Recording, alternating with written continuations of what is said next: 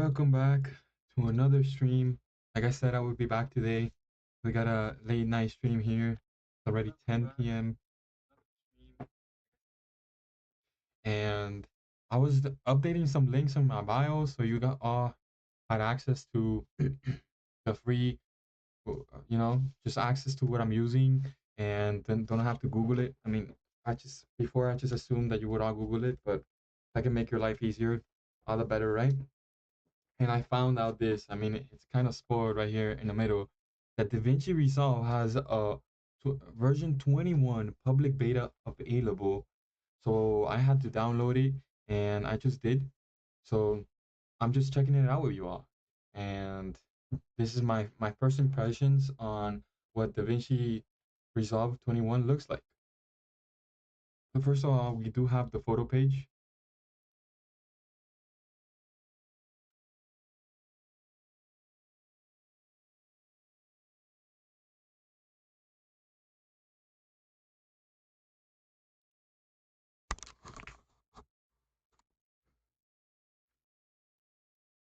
Just moving the camera a little, you all. So we do have the photo page here.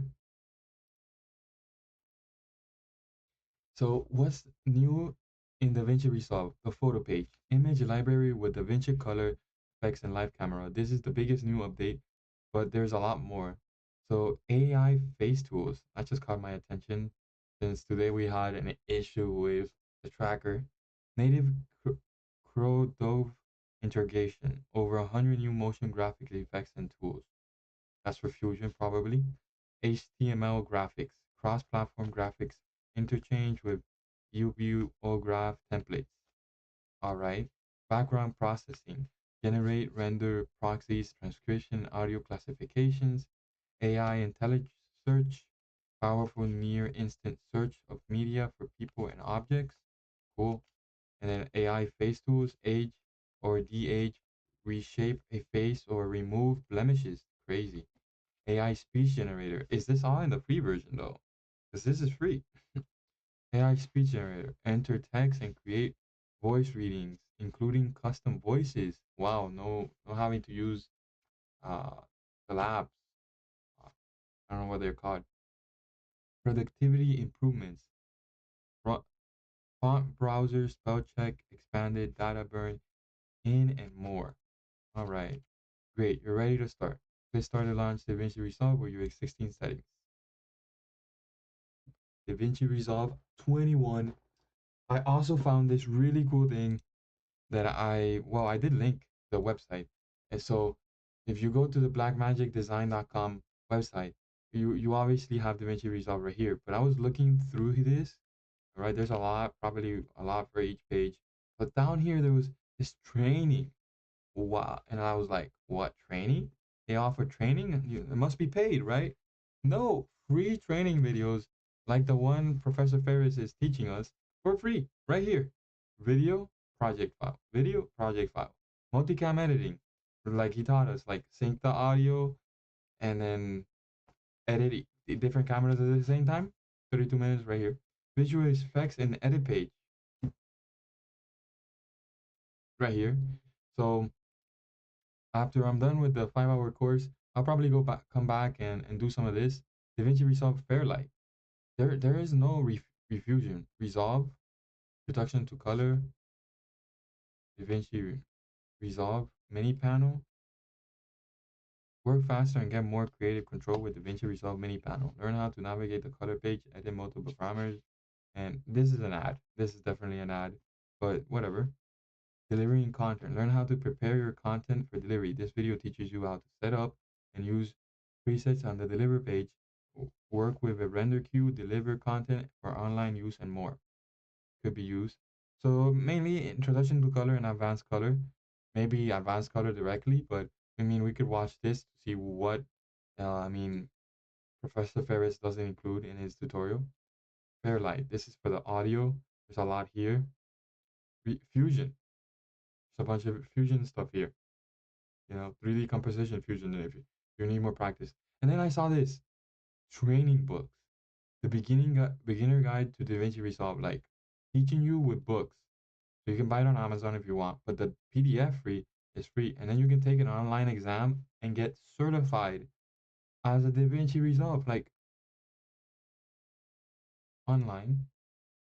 Like you could just take the test assessment, and after you take the test, they give you a certification that you can like put somewhere, and then you don't even need like what? You don't actually even need any of these people's certification. You just need to pass the test, and you just put your own company. You don't have an LLC. I mean, you might want one, but just put your own company, and that's crazy. You can get certified, and they give you free material, advanced visual effects, and like you can become good at one part of this and work in a team. There are probably jobs for this stuff too. So this is definitely, I mean, this is all free. We all know this is a highly paid profession. So there we go. Like all for free. Like where is this stuff? Like if it wasn't because I wanted to start like nobody's telling you this. Like everybody's just making videos and making stuff.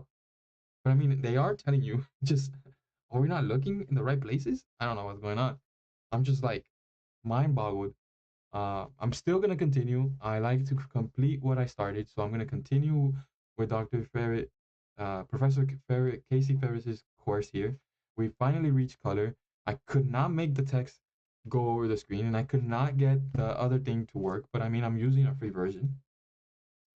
My other thing is in DaVinci Resolve 20, AI was like blocked behind a paywall, right? But this tells me DaVinci Resolve 21 has AI. So what is it that they're blocking behind a paywall? Who knows? Who knows? uh, got it. Uh, I'm not gonna explain a joke because that would might not make it funny. So look forward to this. I mean, from noob to pro, like I'm not kidding. From noob to pro, we can go like I'm gonna fill you guys in with free. Yes, bro, free. All of this stuff is free. Oh, I was writing on my phone. Wait, free. Check out the links in the description if you want them. This is all free, bro. It's right here. DaVinci Resolve 21 for free. You click here, you click download, you fill in the information. You probably don't even need to fill it in accurately, like truly. I mean, I did, but I'm glad I did not record that now that I mentioned that I did. But you know, you just press free download and it gives you a zip file and then you download it. And I mean, even if you do want to buy the DaVinci Resolve, let's say you become so professional, like you did all the training, you got a job, or the job requires you to have the full version if they don't provide it, it's only $295 forever. Ever. You never have to pay it again. So it's here. Yeah, wow. Jennifer. Oh, I'm sorry. I'm Valdez and Jennifer. Yo, is that Carl? Carl, is that you, bro? And Rebecca? What are you guys doing? Yo, and here I'm thinking it's random people. And it's people I know. But yeah, training for free. For free. Yeah. And upgrade. Nice. Yes. Rebecca doesn't understand what I'm saying. And I was gonna switch to Spanish there for a second, just for a second, but I decided that there's no way I'm switching my stream to Spanish just because Rebecca is watching. She should learn English.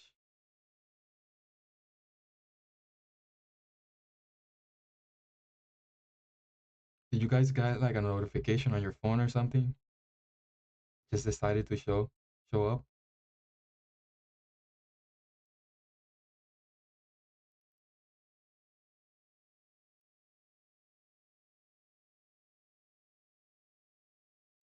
So, bro, this is what I was working with, Carl. Uh, the the nodes. I couldn't get the the tracker node to work, and I can't get the my text to show up above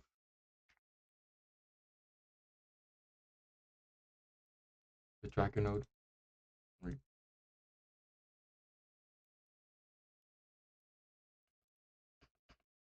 I don't know what's happening. It's broken because I just updated. Uh, Fusion timeline. I think this is broken. Oh, this one's working. Is this one working? So this was the first part of the video. I made this using the clip. Thank you, bro.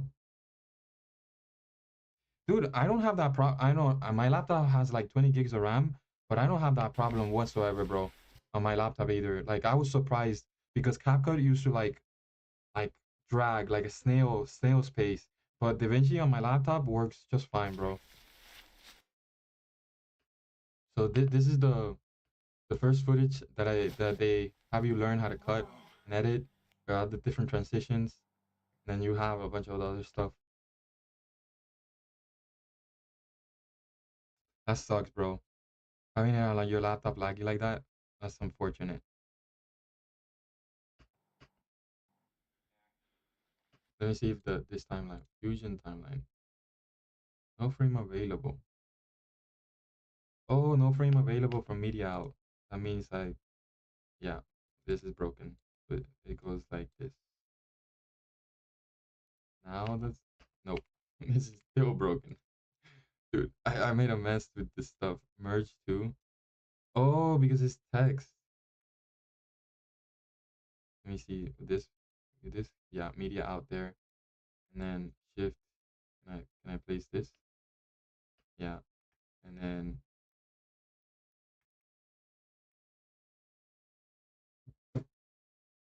yeah, right now starting the coloring page. So I did all of that, and supposedly where is it? So And this is the tracking. I couldn't get the tracking to work. Oh, this is him showing the magic mask marker thing,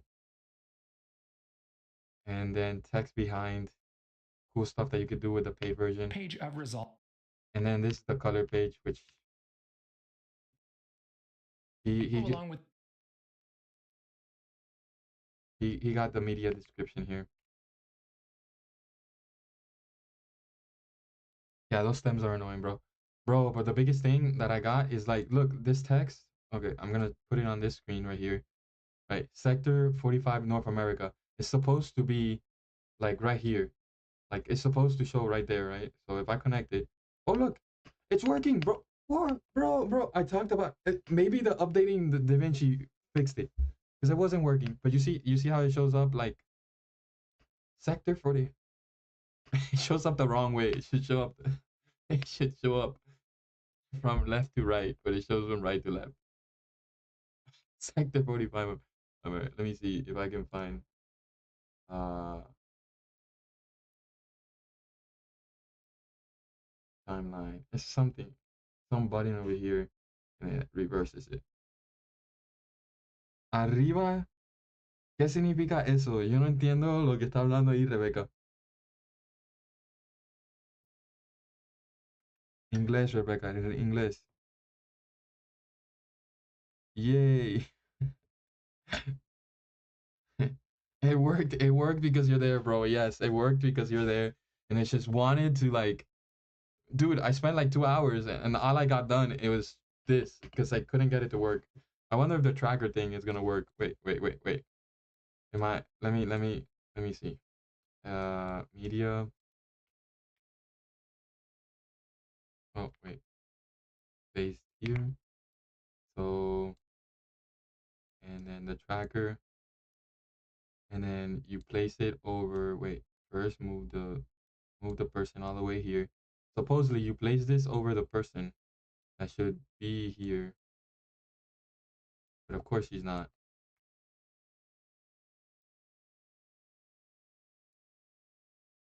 What?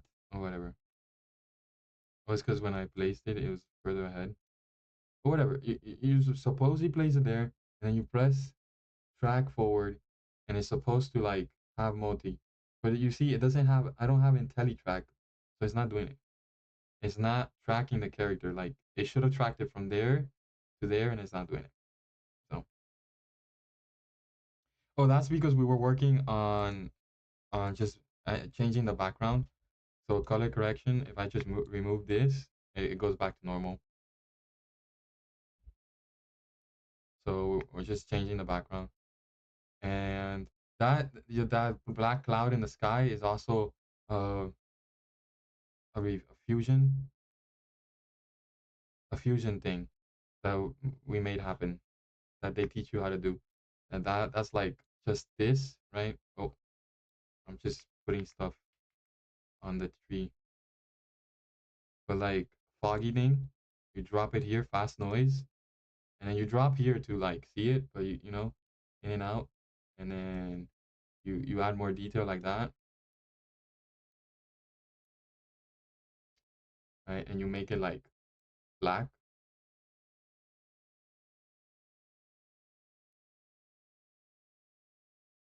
So now I have fast noise that is black, and then I take the wide shot, I put it here, right? And then I add the fast noise to it, and then you see how it's there. And then I take one of these polygons, and I think first whatever one,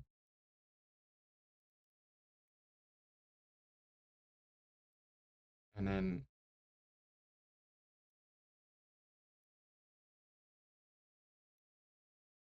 you draw like this,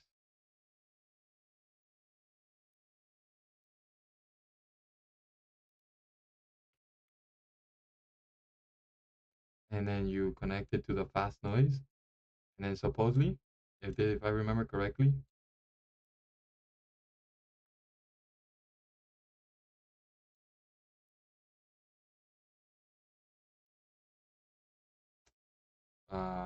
should work like that. Oh no, it probably merged. Wait, I'm missing a merge node. Yeah, it's like a haze effect. I forgot where the merge node is here, so I'm just gonna take one from there and copy paste. So merge, fast noise, and then wide shot, and then remove that one, right?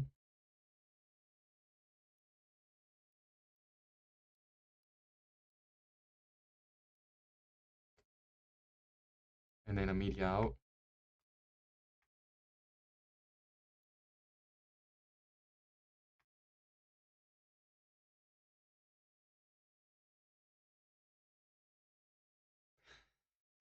Okay, I definitely messed that up. I'm trying to work too fast here.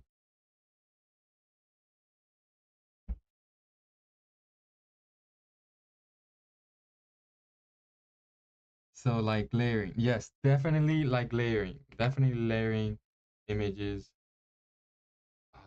Merge. So this is the merge. I do not remember right now. I guess that's why practice is. So I know definitely the white effect, and then we got the fast noise. We got the polygon to set the area, and I supposedly need to merge the original image with this one.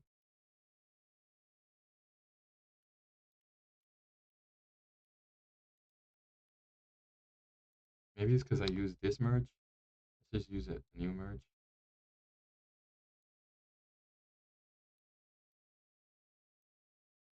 Right.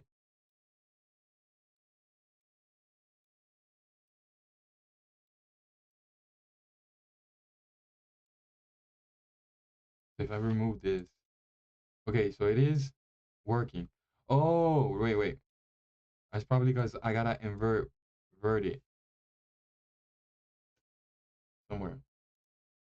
Let me turn off the animation.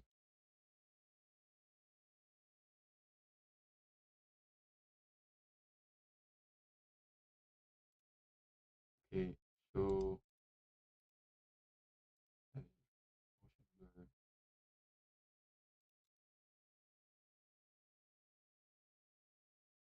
invert.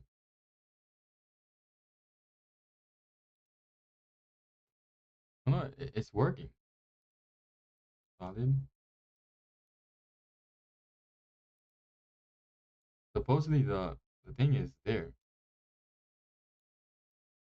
Maybe it's just not enough bass noise.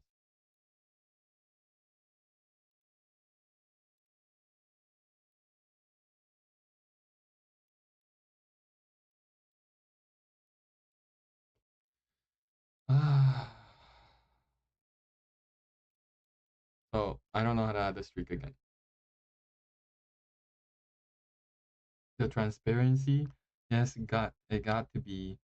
So maybe you should put the haze on top and drop the line to the image. Okay, fast noise. Oh my god. Maybe it's okay. So it's just probably I can't see it because it's like that. So what I can do is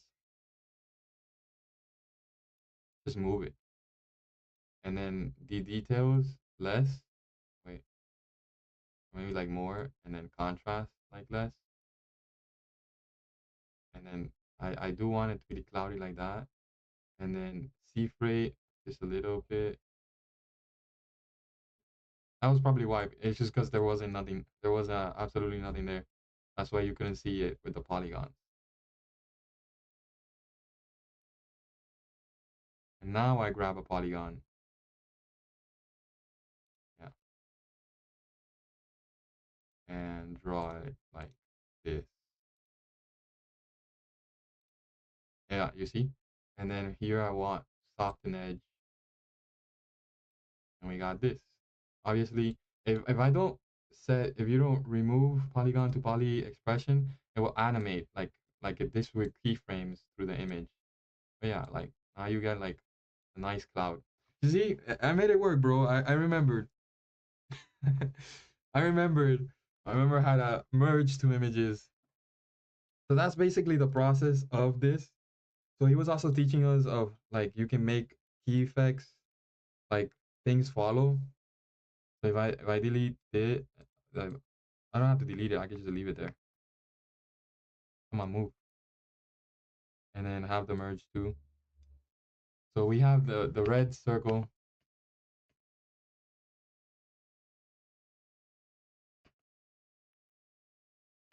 Oh, it's lagging. It's rendering and it's lagging. Música maestro, rhythm. Rhythm needs rhythm. What do you mean, bro? Música maestro. Oh, they mean the stream? What kind of music? The thing is, I've been playing the video, so like I've been watching the video and then working on the thing. I was just demonstrating like the cool thing I learned here in Fusion. So if I put music, it's gonna overlap with this. But I do have copyright free music like here. YouTube thumbnail. No, no. A Pixel. Copyright free music. Pixel Bay. Música, maestro. Música. You guys better leave a like.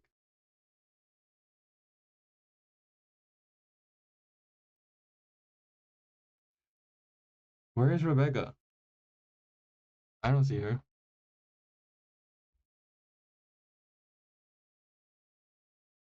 Here, background music.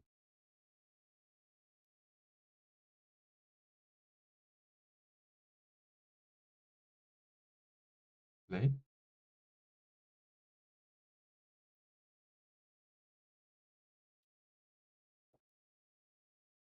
Música. The music doesn't want to work either.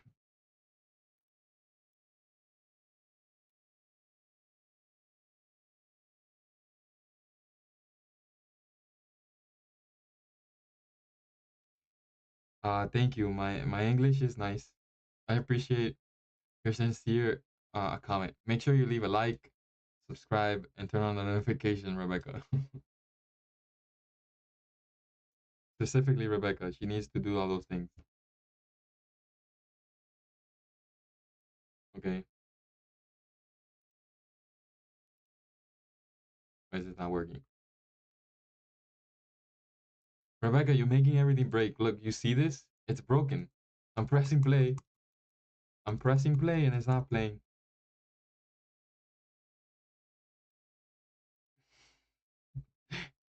Who would, bro? Who would? Uh, yeah, production.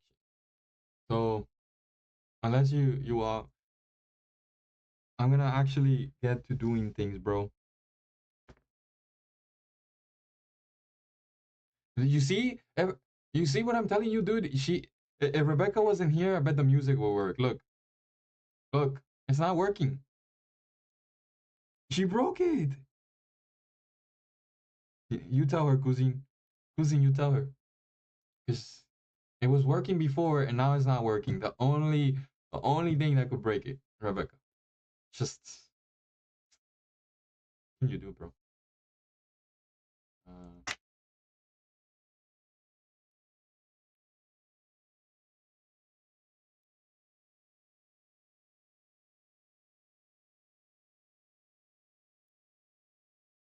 it just doesn't want to play. Like no music. I had a request for music and I can't even give Carl music, bro. She actually left the stream the stream.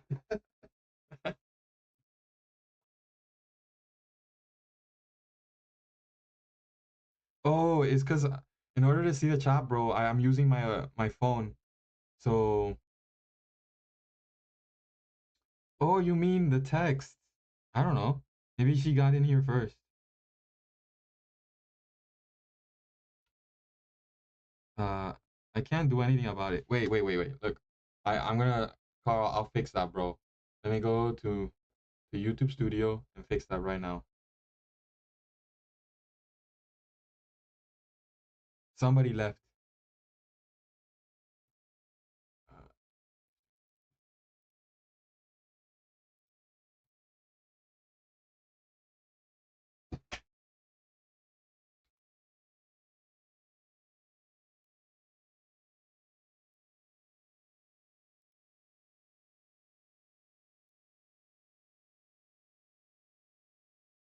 Let me see. Now that I have controls, wait.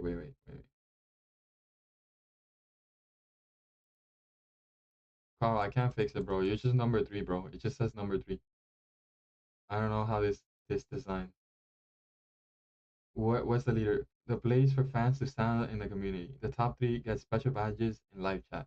Resets every stream, so now you can always try again. How do you get the leaderboards? You need to collect experience points. Here, how do you get them? Send live chat messages, send super chat or super sticker. Just send stickers, bro. All you gotta do is just send stickers. You press the emojis and then you send stickers.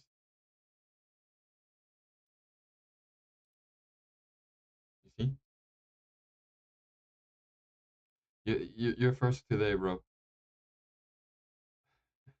And YouTube just doesn't like you, bro. It gave Rebecca number two and you number three. How is that possible? That's crazy.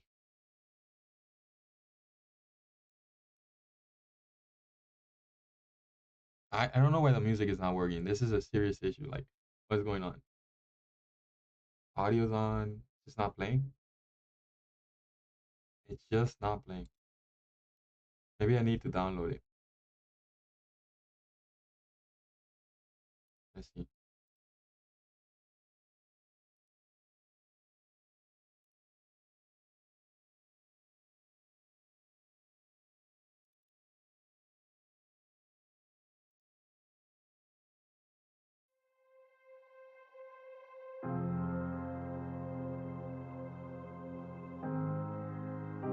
It's emotional.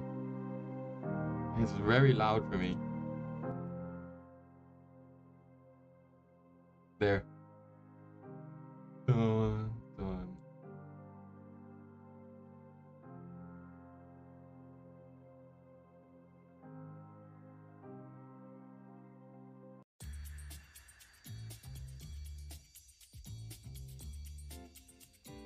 Six and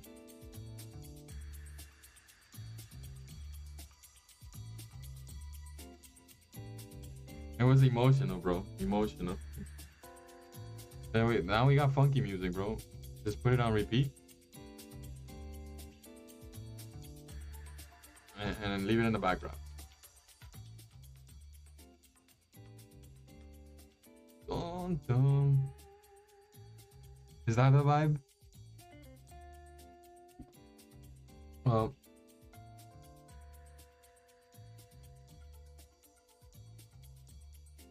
dude, I'm actually gonna get to doing work because hey, they left to give you #1 spot, bro. Oh, it says they're here.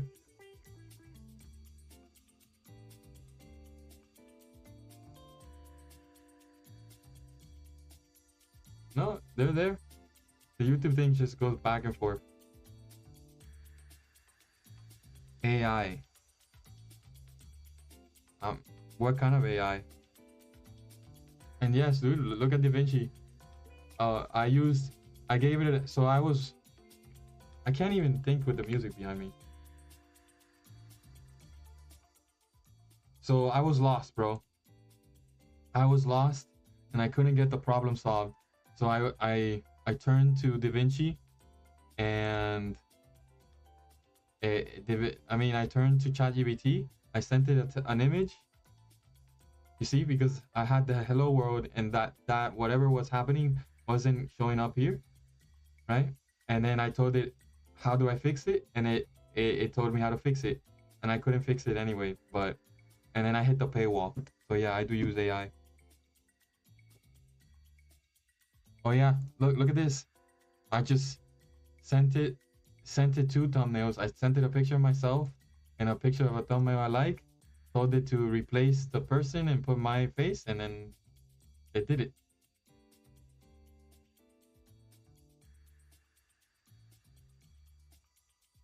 So AI is extremely broken.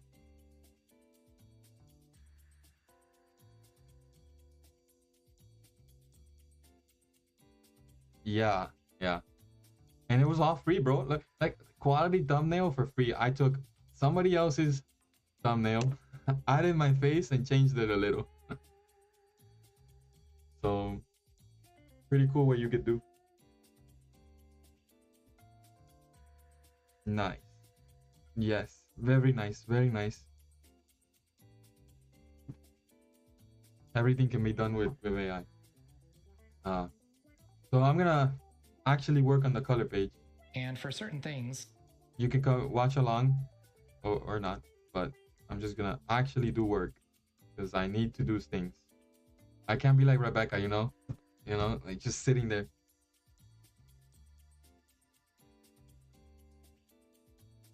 What's that emoji? I don't even know what that emoji is, bro. So he's probably gonna work on the color page now. And new timeline.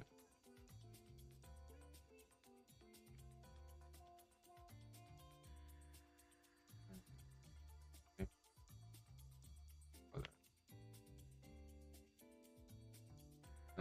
Let me not get ahead of him. Magic Mask works really, really well. It doesn't said if you do want to get into Fusion, I have a whole bunch of videos for free here on YouTube on how to learn Fusion, as well as a bunch of courses that are designed to take you from somebody who has no idea how Fusion works to being really comfortable and using Fusion amazingly. But hopefully you see the potential of what is possible in the Fusion page of Resolve. Now let's get into the next fancy page. I don't know what she's talking about, bro. What do you mean, don't say that? Follow along. Don't say what? Get the media link in the description. Yeah. This part, if you have the media, there should be a folder called color. And what we're going to do is select and shift select all of these color clips, right click on the first one and say create new timeline using selected clips, just like that. We'll call this. Okay. So that's how we create the new timeline. Cancel. Select all. I don't like it. Definitely changed this. That of you.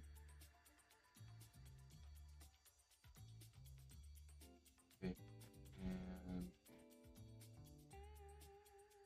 create new timeline using selected clip. What are we gonna name it? Color timeline and hit create. Color underscore timeline. Very creative.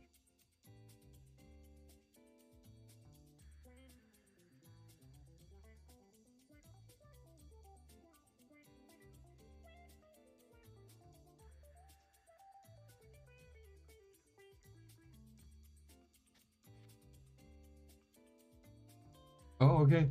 Oh, so if I selected everything, it just automatically places everything in the timeline. Nice. Yeah.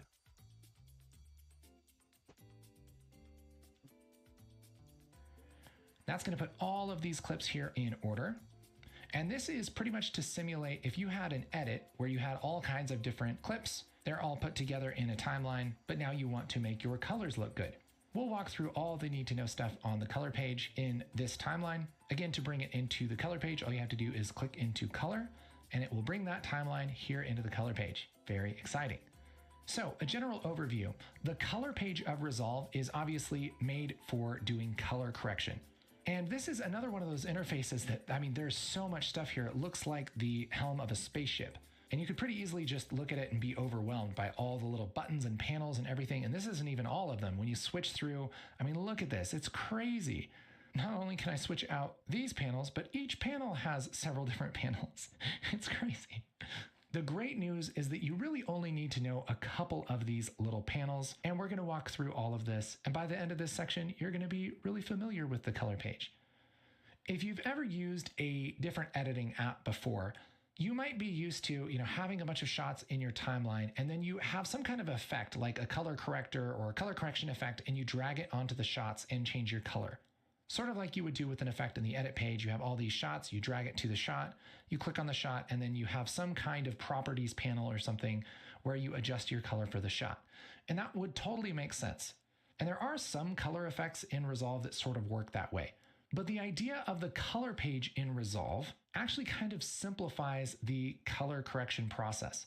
You have multiple shots in your timeline, and whatever shot you're looking at in the viewer, whatever shot your playhead is over,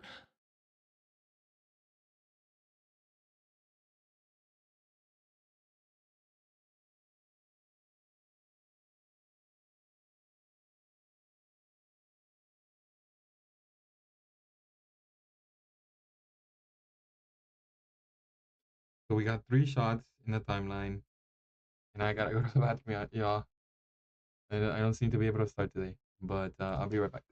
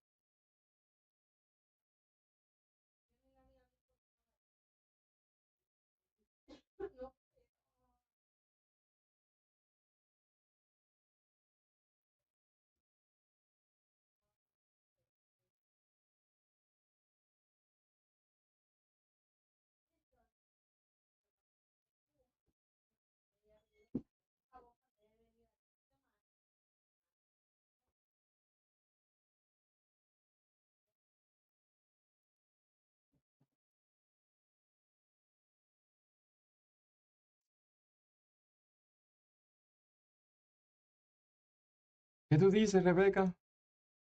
¿Me voy un segundo?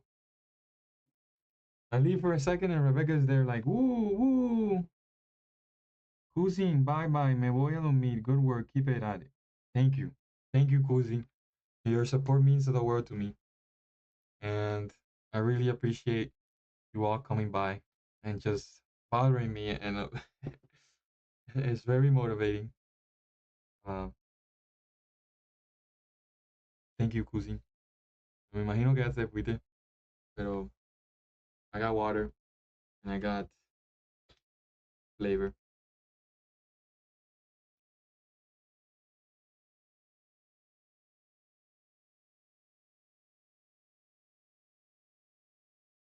Wow, embacadora. What does that even mean? ¿A qué tú te refieres? Tú sabes que you can write more than one word.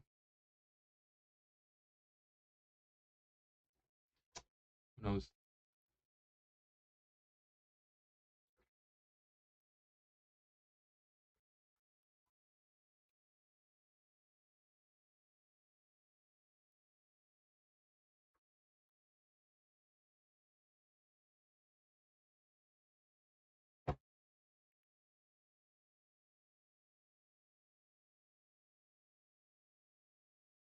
Color wheels.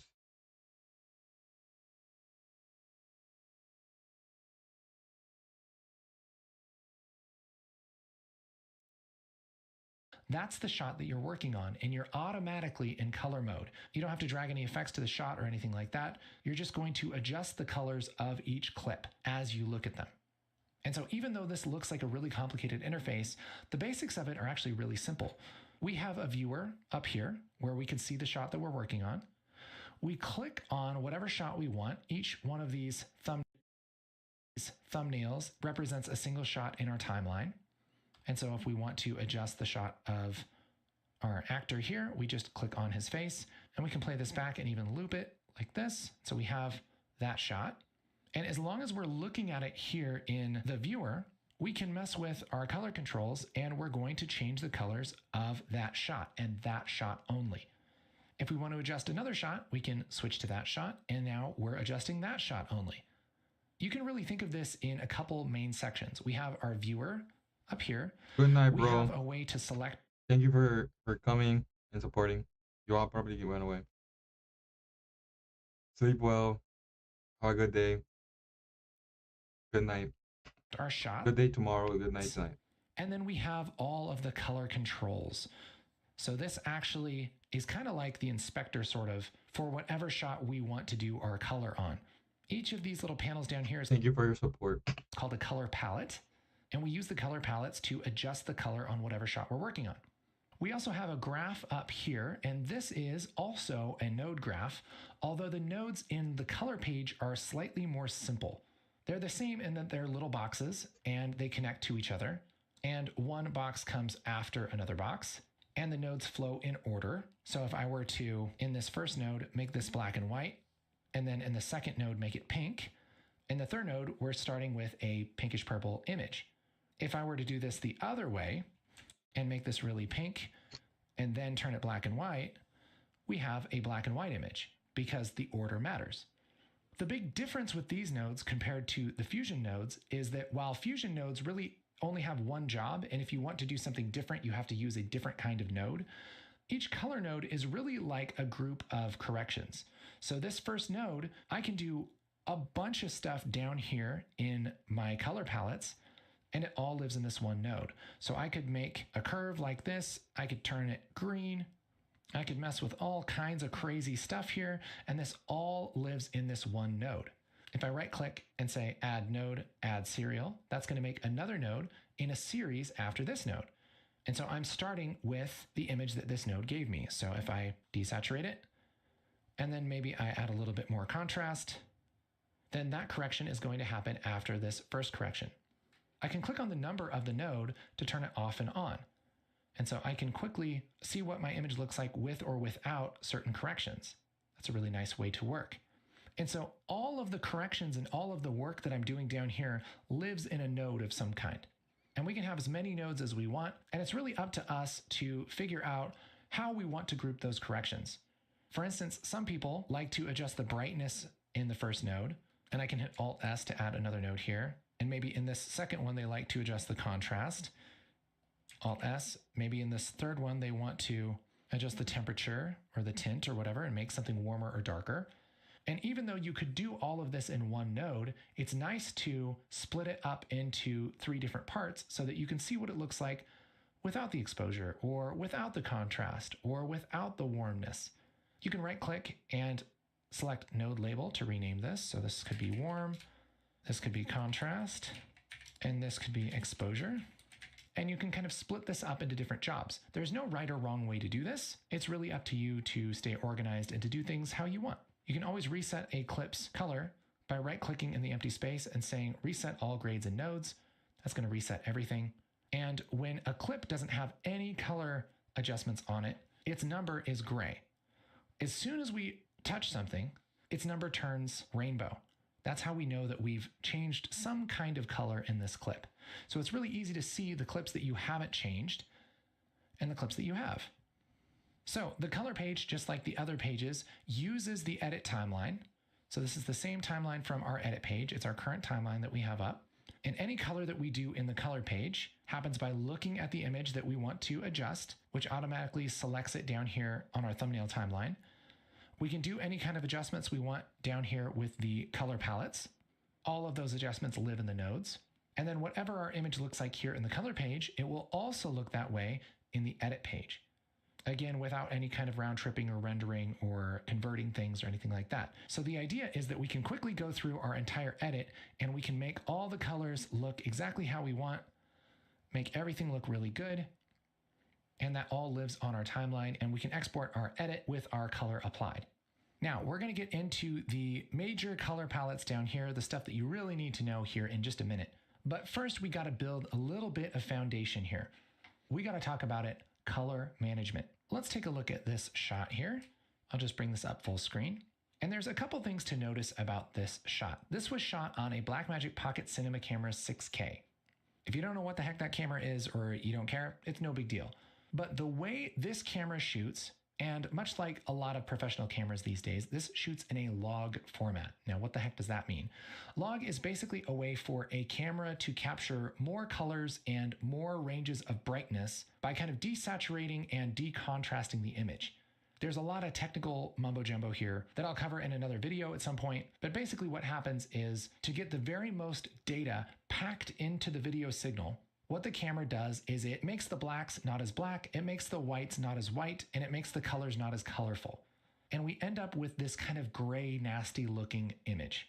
And so this image has a lot of potential. It could look really good, but right now it doesn't look very good. It's sort of like if you're going camping and you buy the world's greatest tent. It comes in a box and the tent is all rolled up in a bag and it's all kind of crushed in. It could be the best tent in the world, but right now it kind of looks like a box with a bunch of fabric stuffed in it. So in order to actually go camping and have a good time, you have to take that tent out of the box and spread it out, and based on the instructions, set up the tent so that it looks right. That's kind of the same thing that we need to do with this image. All the information that the camera saw is kind of crushed down into this gray, nasty looking image. And what we need to do is follow the right instructions from the camera to unpack this image and make it look nice again. That process is called color management. It's pretty much for any kind of image format that isn't Rec 709. What does Rec 709 mean? Rec 709 is the color space, the kind of image colors that look good on your screen. So for instance, this video that you're watching right here is in Rec 709. My skin is saturated, there's good contrast and everything like that, but without any color management, it looks a little bit more like this, which is kind of desaturated, the colors aren't as bright, and so there needs to be this step. Takes our image from gray, nasty looking to actually looking good. And so this image right now is Rec 709, and it doesn't need any color management. It doesn't need to be changed into a format that looks good on your screen. It already looks good. Whereas this footage doesn't look good out of the box, we need to convert it. Now, what some people will do, and what has been done for a long time, is somebody will look at this shot and say, you know, I know what this shot needs. It needs a little bit more contrast and it needs a little bit of saturation. If I add that to this image, then that's going to look really good. And so they might use some color tools. I'm just going to kind of do this quickly because we're going to get into these tools here in just a second. And they'll up some contrast and they'll up some saturation. And so they've taken this image that looks gray and nasty and made it look good on the screen. But there's one important part that we missed here, and that is we didn't follow the instructions. So this is like taking our tent that's all packed up and then just kind of spreading it out and trying to put it together just willy-nilly. It might work and it might be a good tent, but a couple things are going to happen is one, it's probably not going to be exactly right, and two, it's going to take a lot of time. And also, I'm sort of just guessing how bright things should be. I'm just kind of looking on my screen and saying, oh yeah, okay, this white should be about that white, and this black should be about that black, and these colors should be about that bright. And if I'm being honest, I don't really have any idea of if they're supposed to be that bright, if this wall is supposed to be bright white or not. I can guess, but I'm not really gonna know. And so basically, I'm taking a bunch of time to kind of guess how the colors should look. And so what we do instead of manually color correcting this is we use color management. Color management takes the instructions from the camera that recorded this image and made it look gray. And it kind of reverses those instructions to sort of unpack that tent and set it up perfectly so that it looks exactly how it was intended to look. So how the heck does that work? Well, we kind of touched on this earlier in the Fusion portion of this video, but what we got to do is go to our media pool and let's right click on our color timeline and go to timelines, timeline settings. I'm going to uncheck use project settings and go over to color. For this color science, the default color science, which is basically just how Resolve thinks about colors, is called DaVinci YRGB. What that basically means is that it's not going to mess with your colors in any way. All of it's going to be manual. Anything that you do is going to be manual. Is called our media pool. And let's right click on our color timeline and go to timelines, timeline settings. I'm going to uncheck use project settings and go over to color. For this color science, the default color science, which is basically just how Resolve thinks about colors, is called DaVinci YRGB. What that basically means is that it's not going to mess with your colors in any way. All of it's going to be manual. Anything that you do is going to be manual, adjusting sliders and buttons and things like that. So instead of that, we're going to color. Does that work? Okay, so he explained a lot. Nothing that we should do, but I basically get it. I mean, I've been introduced to log footage from some random YouTube video about how the iPhone 15 records in log, which is awesome. And this could be useful if you're recording log footage in your iPhone 15 and want to make your footage better. I obviously do. I've seen a lot of vloggers and they have like these nice warm colors in their videos. It makes it like calm, cozy vibes. And then they have like just commentary underneath, and I kind of want to emulate that in my style of vlog. So this is actually to me more important than the fusion stuff, even though I will go back to the fusion stuff just because it's pretty interesting and I will deepen it, especially if I want to complete all the free courses that they have here on the DaVinci website and probably get certified because why not, right? I could probably apply for a job editing and gain experience and then use that experience to improve myself, right? And do freelance work. At this point, I'm gonna be honest with you. I also need to make an income, and just learning forever is not gonna help me. But having certifications is important because it's different. I can tell someone I know how to edit. I took a 5-hour course, or I can show I know how to edit. I'm a certified editor and using DaVinci Resolve. Like one has more weight in trust than the other one, right? So that's why I think that they have them having certifications and stuff is a super cool find. We're totally gonna do that at some point, eventually. Steady, steady progress, y'all. But that's that. So back to the color page. We got log footage, and colors management is the process of following steps to take the log footage and turn it back into regular footage that you can edit now. Because if not, it's like, what are you doing? System.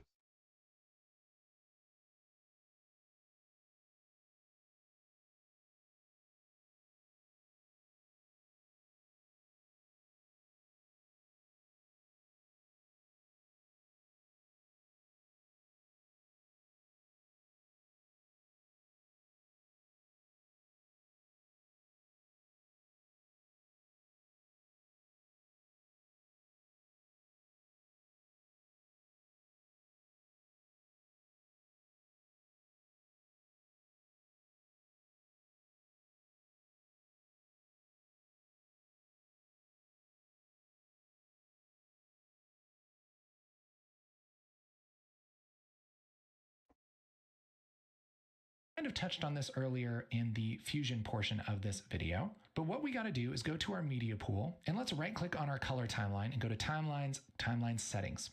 I'm going to uncheck use project settings and go over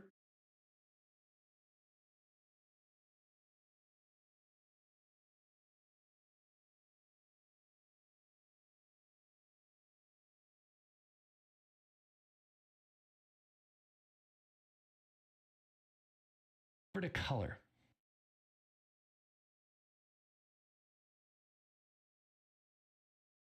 For this color science, the default color science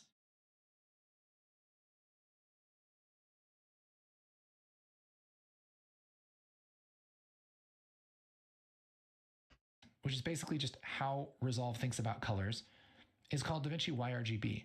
What that basically means is that it's not going to mess with your colors in any way. All of it's going to be manual. Anything that you do is going to be manual, adjusting sliders and buttons and things like that.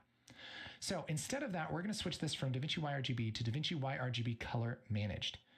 What that's going to do is do its best to look up the instructions that cameras use to make those log images, and it's going to apply kind of reverse math to those instructions to make the images look good.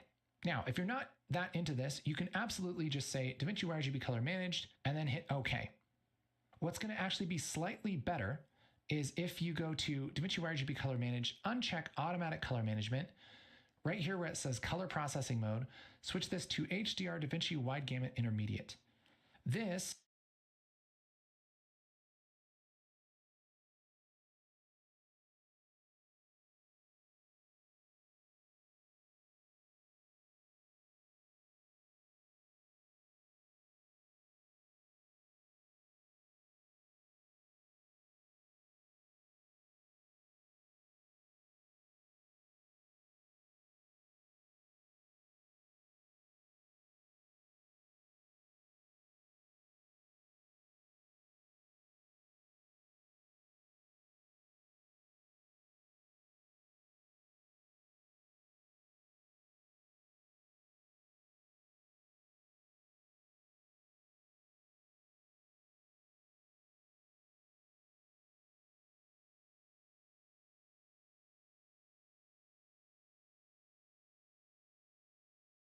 is going to basically do the same thing as automatic color management. It's just going to be a little higher quality. If you have questions about that, if you want me to dive into it, let me know. But we can switch it to this. All you have to do is make your settings look like this and then hit OK. Now, nothing is going to happen by default. All we've done is just told Resolve, hey, we're going to use some color management. And it said, okay, these images. Okay, that was a lot. So let's do that. So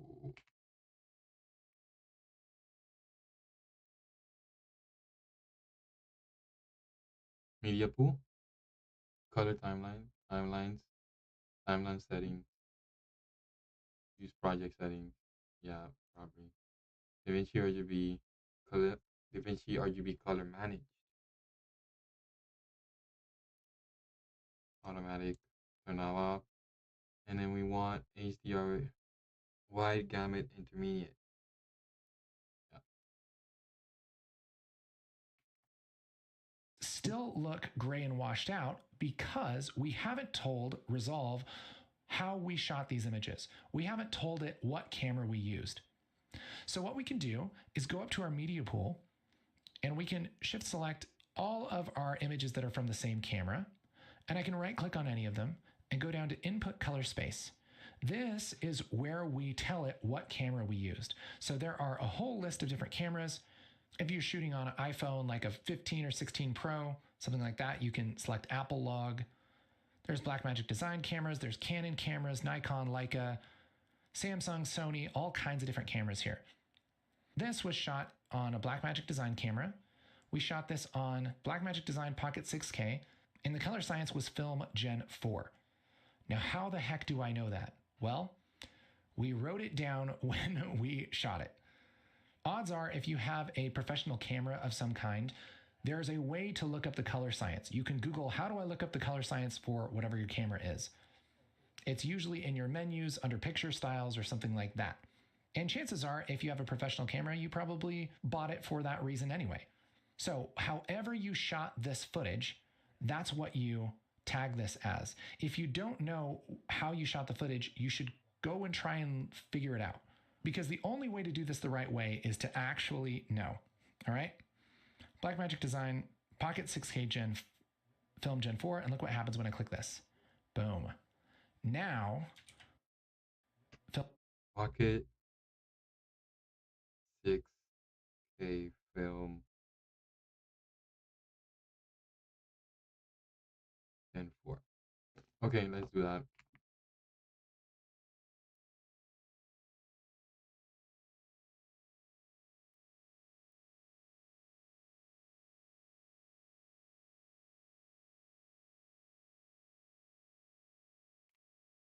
Film Gen 4, and look what happens when I click this. Boom. Now we have footage that looks correct. So this has good contrast, good saturation. The images don't look perfect. We can still make them look better. There's still some style we want to add, but it doesn't look halfway black and white like it did. This actually looks as scientifically close as it can possibly be to how the colors looked in real life when we shot this footage. And you'll notice that I didn't tweak any sliders, I didn't move anything up and down, I didn't change anything around. All I did was enable color management and then go to my footage and tell Resolve what color science I used. Blackmagic Design Pocket 6K Film Gen 4. And that gives us a great starting point for our color correction. It really kind of gives us the best of both worlds. We have all this information that we packed in when we recorded the footage, and we're unpacking it scientifically so that we can have the most information and work in the highest quality possible when it comes to adjusting our colors. Color management is just a massively huge topic, but it's honestly not that much more complicated than this. In Resolve 20, they've made color management a lot easier. You just enable it in your timeline settings under color, make sure you have these settings. Any footage that you have that's log, you right click, input color space, and select the color space that you used. If you don't know the color space, or it's footage that wasn't shot in log, then you can just set your input color space to same as timeline or project Rec 709, and it's not really going to do any tweaks to your colors. It's just going to try and leave them alone. But do yourself a favor and don't skip this step. Color management is essential for getting good color grades. It gives you a higher quality image at the end, and it saves you a bunch of time because I don't have to go through and make all of these look normal before I even start thinking about how to make them look really great. I can just start with a normal image and be on my way. So now that we have our color management set up and everything is ready for us, let's jump into what the heck we do in the color page. Let's just pick a shot, maybe this shot number 8 here, and let's just have a look at how we would adjust an image. Just so we have a little bit more room, I'm going to close my clips and my timeline panels just so we have some room here. Maybe even close my effects. Sure, I'll even zoom in and crop this a little bit. And let's talk about how we would actually adjust an image. Again, because we're looking at this image in our viewer, that's the image that we're going to be adjusting with the color palette, all of the windows that live down here. And there are a lot of different color palettes. And look at this, we can really just go through a whole bunch of these things. And the good news is that you don't need to know all of them. Really, you only need to know a couple to do most of the work that you need to do here in color. And the one we're going to start with is right here, this lower left panel called the primaries. And I'm actually going to make sure that I'm on this little button right here. Up here, this should say primaries color wheels.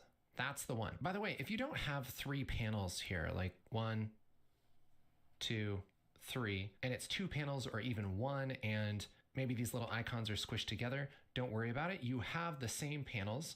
Almost all of these panels are in the free version as well. Again, if something is just in the paid version, I'm going to tell you. So we do have all 3. He's working on 9, right? 8. He's working on 8.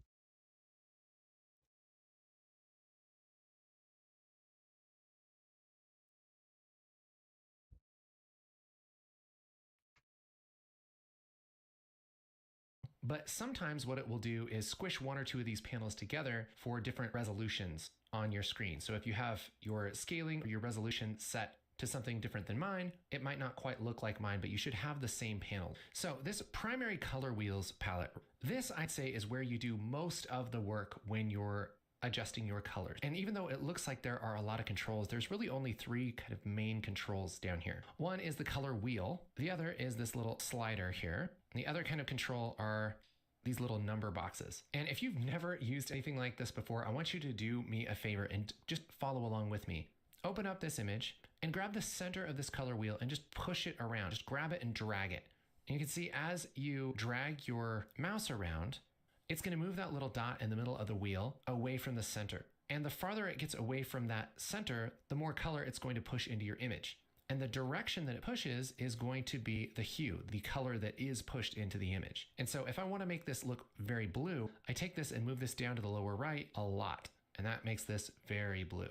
And so that's like a third of what you need to know as far as actual controls down here in the primaries. The second one, this little slider, this is called the master wheel.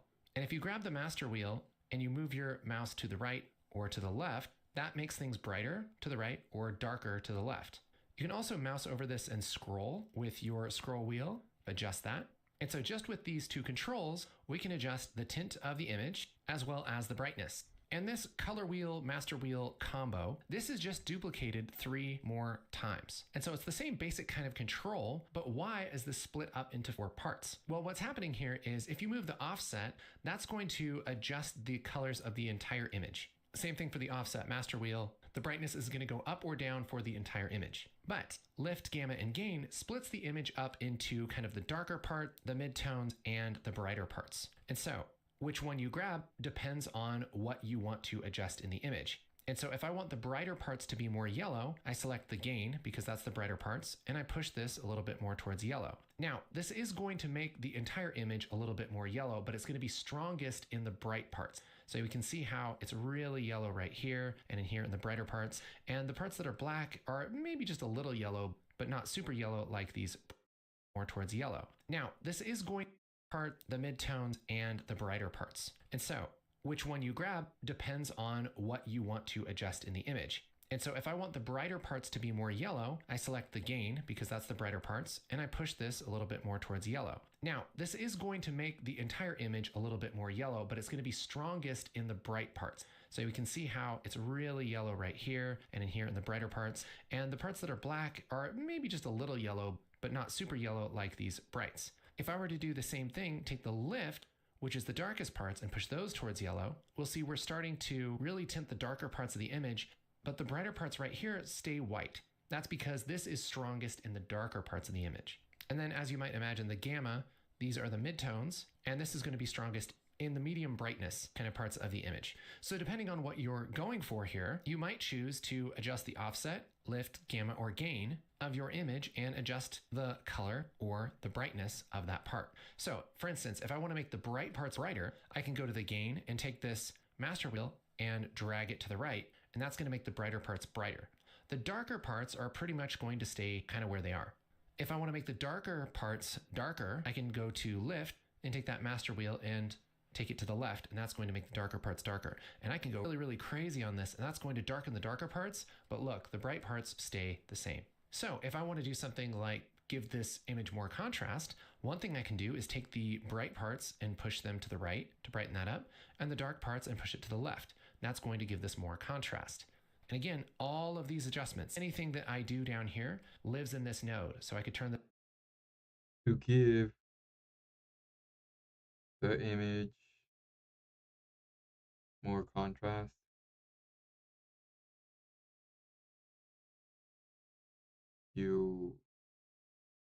What do you do? Right, to brighten image more contrast, one thing I can do is take the bright parts and push them to the right. Gain up.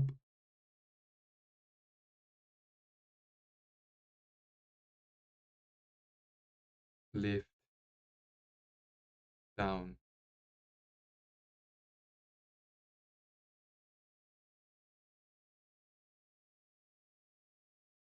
To brighten that up, and the dark parts and push it to the left. That's going to give this more contrast. And again, all of these adjustments, anything that I do down here lives in this node. So I could turn this node off and on to see what's happening. So I'm just upping that contrast by pushing the gain up and the lift down in their Just add a node. Or it's there. What was the control for adding a node? Alt S.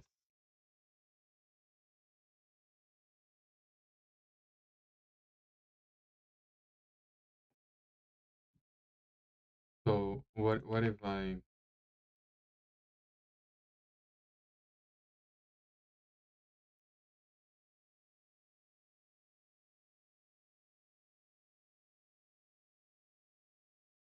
okay, what? Corrector, parallel mixer, layer mixer. I wanted to add two nodes. So one was for the gain and one was for the lift, but I guess not.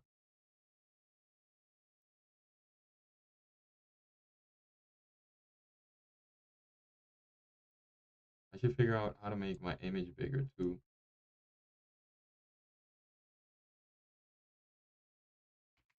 He definitely has a bigger image there. He closed his timeline. Can I close my timeline?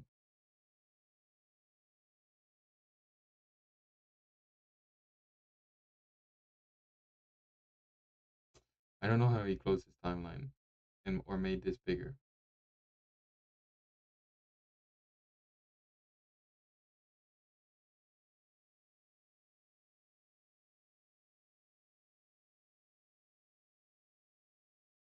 Let's see if we can figure this out. No.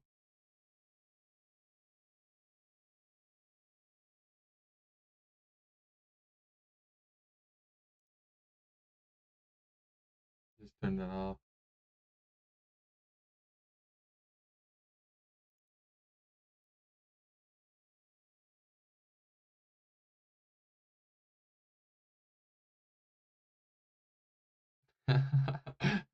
That's actually a bit, yeah. The guy's like, yeah. And she's like, nope, nope, nope, nope. And the guy's like, yeah. I still don't know how to reverse footage. Like, instead of going forwards, I wanted to go back. I still don't know how to do that. I'll figure that out later. So that's a pretty cool, like, thing. Whoop. And wait a second. What happened? What just happened? Like, that's a classic movie thing, right?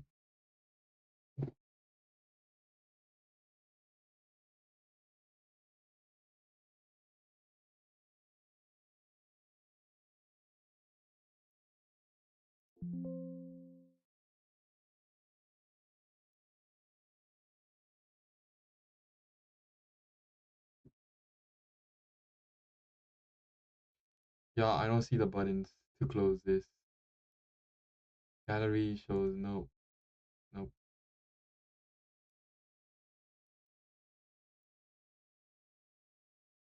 Oh, we got the original footage again in there.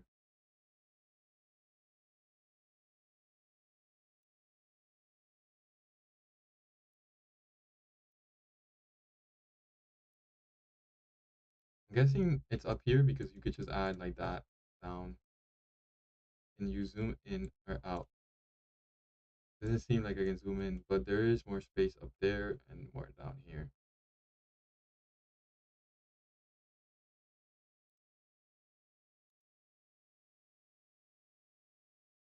Oh, this is nice. I was looking for this.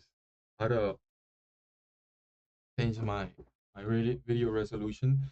So because I'm filming a clip that I can just take that same clip instead of having to redo it, I can just change the resolution and then I have a reel, right? What is this? Bypass color grades and fusion effects.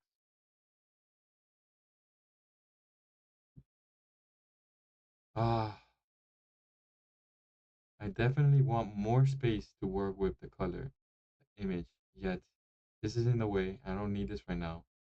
So how do I close it? Close. No, it just doesn't close.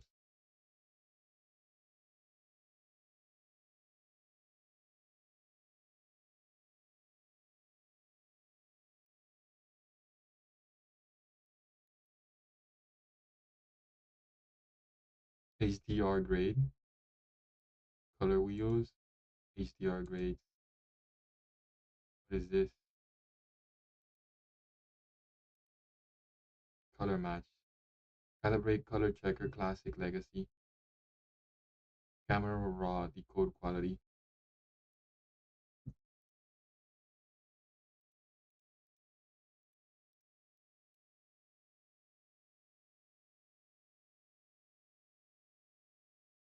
Color slice, color warper, color qualifier, window, tracker, blur, key, sizing, 3D. A lot of the things that we did in the Fusion page are here. So that's good. I think the Fusion page was better. Is cool. It has other effects.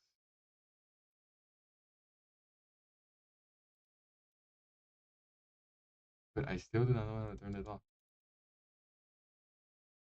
Maybe if I click this enough? Nope. Nope.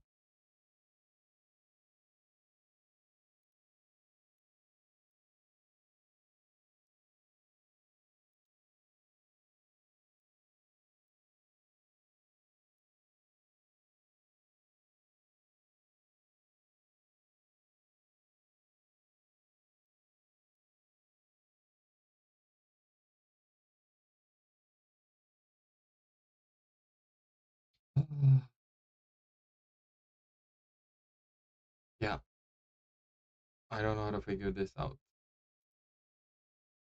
Oh, I can make this spacious. Oh,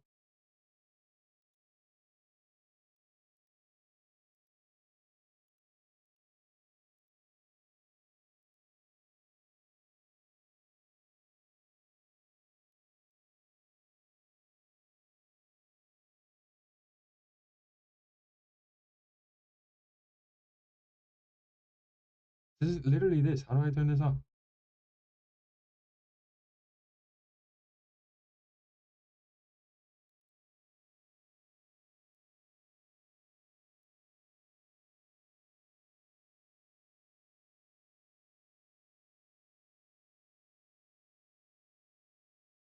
If I already have the clip selected, what did he do, man? I wasn't paying Master attention. that these are the midtones, and this is was instructed better.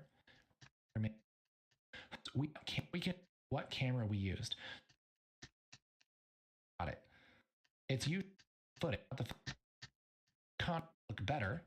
There's still some style we want to add, but it doesn't look halfway black and white like it did. This actually lighter enable color management, and then go to my footage and tell Resolve what color science I used. Blackmagic Design Pocket 6K Film Gen 4.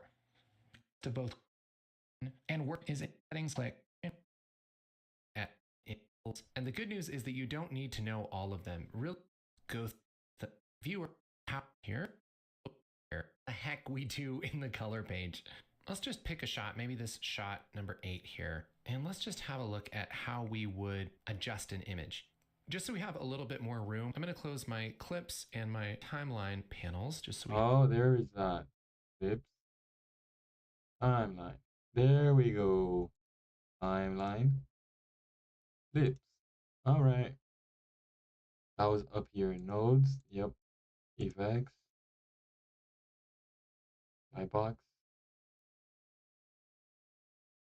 I don't know, but I got more space like I wanted. Yay. We have some room here. Maybe even close my effects. Sure, I'll even zoom in and crop this a little bit. And let's talk about how we would actually adjust an image. Again, because we're looking at this image in our viewer, that's the image that we're going to be adjusting with the color palette, all of the windows that live down here. And there are a lot of different color palettes. And look at this, we can really just go through a whole bunch of these things. And the good news is that you don't need to know all of them. Really, you only need to know a couple to do most of the work that you need to do here in color. And the one we're going to start with is right here, this lower left panel called the primaries. And I'm actually going to make sure that I'm on this little button right here. Up here, this should say primaries color wheels. That's the one. By the way, if you don't have 3 panels here, like 1, 2, 3, and it's 2 panels or even 1 and maybe these little icons are squished together. Don't worry about it. You have the same panels. Almost all of these panels are in the free version as well. Again, if something is just in the paid version, I'm going to tell you. But sometimes what it will do is squish one or two of these panels together for different resolutions on your screen. So if you have your scaling or your resolution set to something different than mine, it might not quite look like mine, but you should have the same panel. So this primary color wheels palette, this I'd say is where you do most of the work when you're adjusting your colors. And even though it looks like there are a lot of controls, there's really only three kind of main controls down here. One is the color wheel. The other is this little slider here. And the other kind of control are these little number boxes. And if you've never used anything like this before, I want you to do me a favor and just follow along with me. Open up this image and grab the center of this color wheel and just push it around. Just grab it and drag it. And you can see as you drag your mouse around, it's going to move that little dot in the middle of the wheel away from the center. And the farther it gets away from that center, the more color it's going to push into your image. And the direction that it pushes is going to be the hue, the color that is pushed into the image. And so if I want to make this look very blue, I take this and move this down to the lower right a lot. And that makes this very blue. And so that's like a third of what you need to know as far as actual controls down here in the primaries. The second one, this little slider, this is called the master wheel. And if you grab the control wheel, split up into four colors of the mid-tones and the brighter edge. And so if I want the brighter parts to be more yellow, I select the gain because that's the brighter parts, and I push this a little bit more towards yellow. Now, this is going to make the entire image a little bit more yellow, but it's going to be strongest in the bright parts. So we can see how it's really yellow right here. And I push this a little bit more towards yellow. Now, this is going to make the entire image a little bit more yellow, but it's going to be strongest in the bright parts. So we can see how it's really yellow right here and in here in the brighter parts. And the parts that are black are maybe just a little yellow, but not super yellow like these brights. If I were to do the same thing, take the lift, which is the darkest parts, and push those towards yellow, we'll see we're starting to really tint the darker parts of the image, but the brighter parts right here stay white. That's because this is strongest in the darker parts of the image. And then as you might imagine, the gamma, these are the midtones, and this is going to be strongest in the medium brightness kind of parts of the image. So depending on what you're going for here, you might choose to adjust the offset, lift, gamma, or gain of your image and adjust the color or the brightness of that part. So for instance, if I want to make the bright parts brighter, I can go to the gain and take this master wheel and drag it to the right, and that's going to make the brighter parts brighter. The darker parts are pretty much going to stay kind of where they are. If I want to make the darker parts darker, I can go to lift and take that master wheel and take it to the left, and that's going to make the darker parts darker. And I can go really, really crazy on this, and that's going to darken the darker parts, but look, the bright parts stay the same. So if I want to do something like give this image more contrast, one thing I can do is take the bright parts and push them to the right to brighten that up, and the dark parts and push it to the left. That's going to give this more contrast. And again, all of these adjustments, anything that I do down here lives in this node. So I could turn this node off and on to see what's happening. So I'm just upping that contrast by pushing the gain up and the lift down in their master wheels. If I want to reset anything that's happening in the primaries, I can click this little reset button. I can also right click on this node and say reset node grade. That will reset anything that is done in this node. If I want to boost up the brightness of kind of medium tones right here, I can take the gamma and push that up. That's going to leave the bright parts about where they are and the dark parts about where they are and push up the midtones. So what we've gone over here pretty much covers all of this panel. These little numbers, these little controls here, these are called the primary controls. And the primary controls are other kind of little specific things about the image. So for instance, there is a contrast control. So this is another way that I can put some contrast into the image. I can take this contrast and drag it to the right. And that again is going to make the darker parts dark and the brighter parts brighter. The pivot adjusts kind of the split between what it thinks is dark versus light. So if I push this pivot to the left, it's going to think more things are bright. If I push it to the right, it's going to think more things are dark. And so I can use this contrast and pivot to dial in the contrast of my image to be exactly how I want.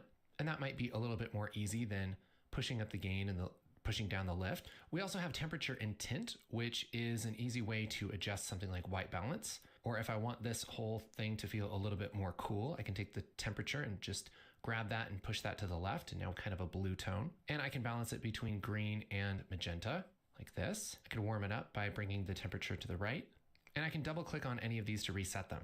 Down below, I have some more controls. Shadows are the darker midtones of the image. Highlights are the brighter midtones of the image. So it's almost like you have a master wheel kind of between the lift and gamma and the gamma and gain. That's what goes right here.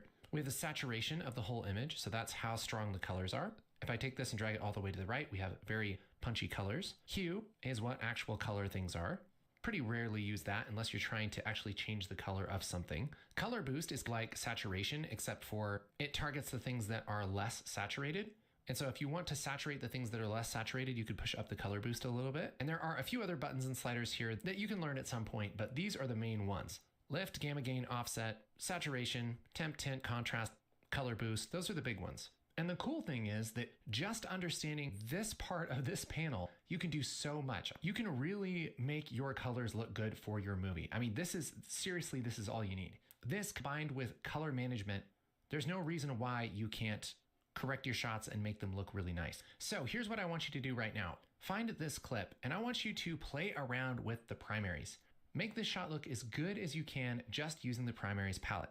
So one thing that I might do is just push a little bit of contrast in here. I might maybe push up the offset a little bit. Maybe I'll take the temperature a little bit more blue. I can push and pull this contrast, adjust the pivot a little bit, maybe push up some saturation. Maybe we'll push some color boost instead, something like that. Maybe take that offset up just a little bit. And so now we have a really nice looking image here. Has some contrast. We have some blue coming in from the windows. We have some warm on her face. Overall, it looks pretty nice. This really is the Swiss Army knife of the color page. If you learn just the primary color wheels, I'm telling you, it's so powerful. Because check this out. We can go to any shot. I'm just hitting down on the keyboard. Sure, let's grab this shot here where he's zipping up the backpack. We can adjust this. Maybe we'll take the gain down a little bit, push the gamma up. Put a little contrast in there, maybe a little saturation, just to make this look really nice. Maybe it's a little bit too warm. We could take the temperature down, take that temperature. So we're gonna do this assignment. We're gonna make this image as good as I can possibly make it using just these primary colors. We have already adjusted all the DaVinci Resolve settings over here. I gotta use the bathroom. Are you kidding me, man? I'll be right back, guys. Yeah.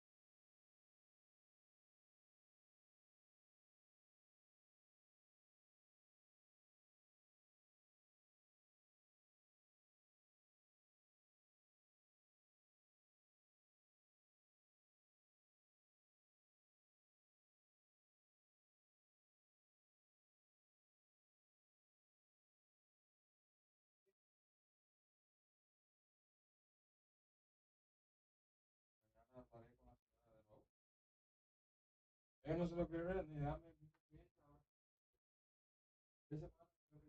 cuatro, una, dos, tres, cuatro semanas de trabajo,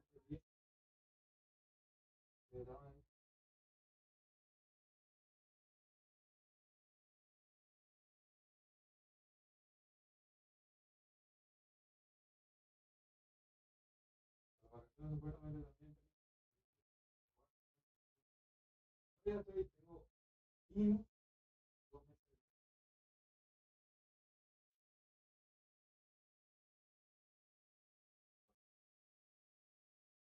Ese tiempo estoy usándolo para perseguir. Mira, estoy ahí, viendo, visto Rebeca, el servicio y todo. Al final yo no puedo seguir el trabajo, no me gusta. Primero, el trabajo sí me gusta, porque ayudar a las personas, no hubiera hecho pero la manera que nos pagan en el trabajo, no me gusta que me paguen por hora, por un trabajo que técnicamente es de profesión. No me dan ahí horas ahí. Entonces, claro ¿eh? No, pero la mayoría de trabajo profesional es mejor. Me hubieran pagado por mi trabajo. Entonces, también está técnicamente que no estoy al lado del muchacho ni no me deben estar pagando. Estoy ahí, me pago, estoy cobrando.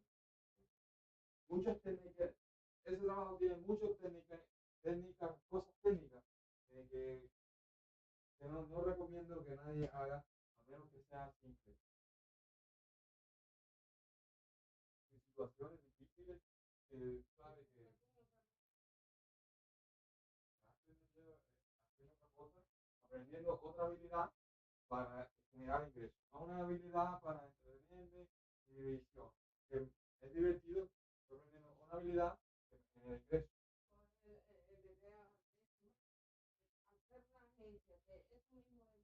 No me gusta, no, ya lo pensé, no me gusta. No me gusta cómo pagan. Hay mucha estafa. Hacer a una agencia tú. No me gusta cómo pagan. Yo me, ¿dónde se busca clientes? ¿Cómo tú vas a antes? Yo supiera buscar clientes de autistas. Yo no me estuvieron pagando 25, me estuvieron pagando 16 votos total. Si tuvieron clientes y solo le daban a este, a este me estuviera pagando no a 25. Si yo supiera buscar clientes no, para empezar la gente necesitas o tener un PSPA o un PSPA. Yo sé que mira, hay gente que no saben ni nada de inglés y no mover que está haciendo una. Pues toda la gente lo viene y que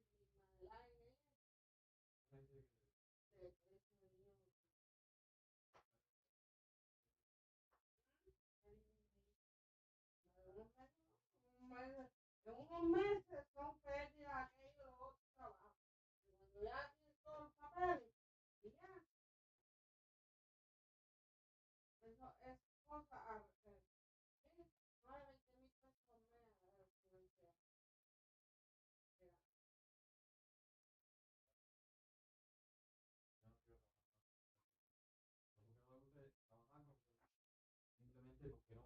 Por eso mismo tienes que hacerte tu propio jefe. No me gusta, no me gusta cómo cobran, no me gusta cómo le cobran a la gente. En la manera de pagarle de ese trabajo no me gusta. Ya estoy aprendiendo otra cosa. Y más, no va, trabajar como muchacho, trabajar haciendo ese trabajo, no va con mi proyecto de vida. Que haciendo trabajo así no va con mi proyecto de vida. Estoy empezando muy poco tarde porque tenía otra idea en mente. Hace unos meses, hacer algo en internet, pero tenía otra idea en mente. Entonces, en vez de, pero no tengo los ingresos para hacer la otra idea. Entonces, lo que estoy haciendo es aprendiendo otra habilidad que me... De todas maneras, no me importa, yo tengo renta. Yo te pagué la renta este mes y te pagaré la renta el mes que viene.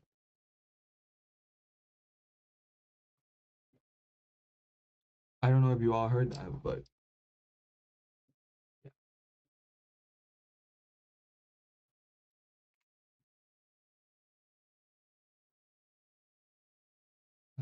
So let's make this best we can.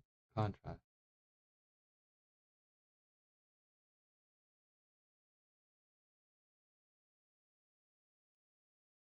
Tint.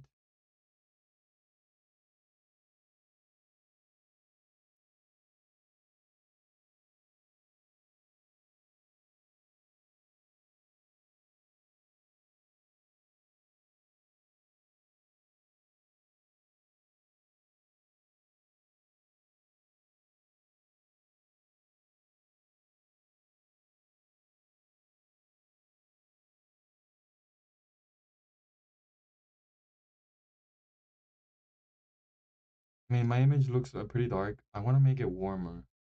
So, saturation.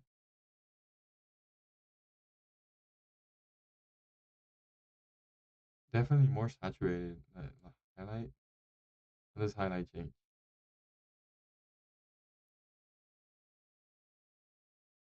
Shadows. Makes it dark.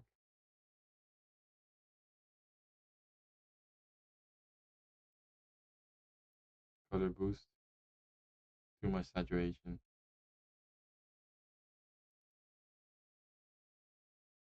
Hue. Too green.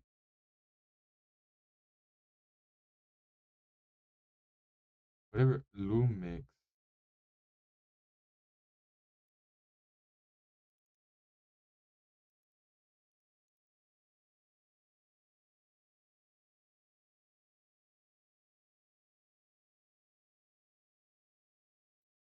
don't know what that really does, but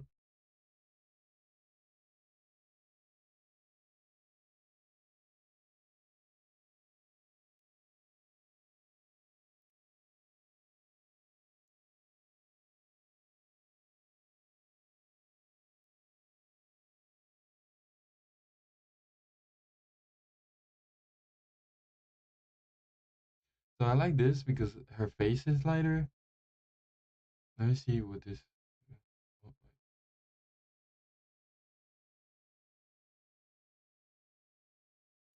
I like that. Okay. I mean, this looks good to me, but I'm no color expert, right? Obviously. But her colors look nice. They look vivid. It looks flush. Look at the colors in the back look nice. It does have a warm feel. I would like it warmer, but I don't know how to make that happen. Temperature? No. Even adjusting the temperature didn't do anything.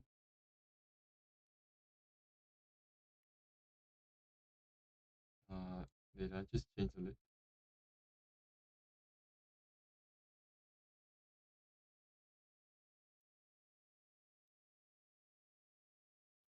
Definitely will find better tutorials in the future for how to do this kind of thing. But yeah,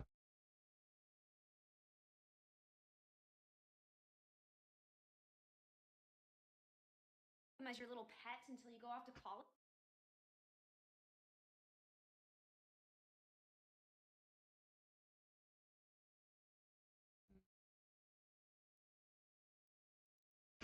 You're just gonna keep him as your here. You're just gonna keep him as your little pet. Yes, why wouldn't she? He. So yeah, that's the best I can make that. Tomorrow we'll continue with the video and working on more footage. Sure, a little bit more. So today I'm done. I think I'm gonna end the stream here. So we end at a 3.15, 3 hours and 15 minutes with 54 seconds.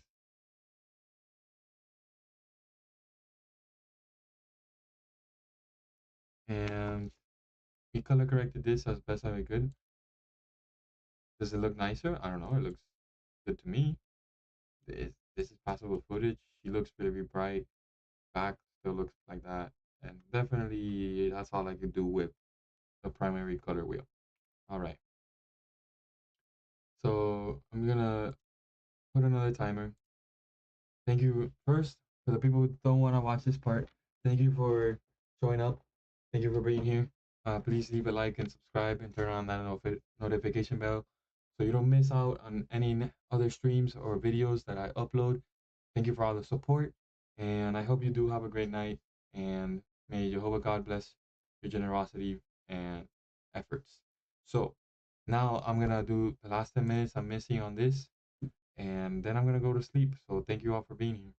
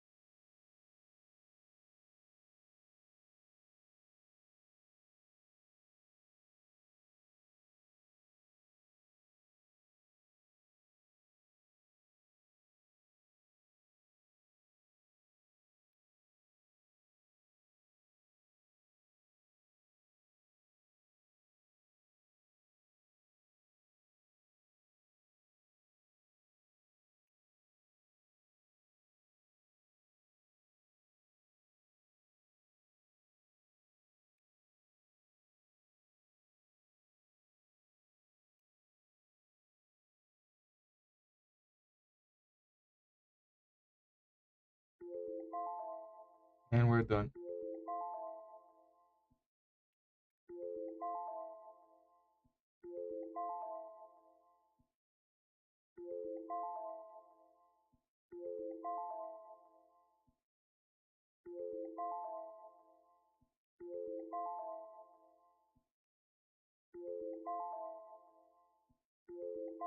Daily goal reached this time. Nice. I don't know if we've seen an improvement or not, but I feel better. I only have one letter to go, and that's it. Oh my goodness. 13. It seems that B, F, these new ones are pretty difficult, but the initial ones are pretty up there. Accuracy on 96.631, that's pretty good. And my goal is 98 or higher, especially with the accuracy. Speed will improve over time, but my accuracy, I really want it to be 98 or higher. So that's all I got for you all today. Have a good one. Take care of yourselves. Keep improving, keep learning, and hopefully tomorrow is a better day than today. If it was a bad one. If it was a good one, I hope it's as good as today or even better. Stay blessed. Have a good night. Take care.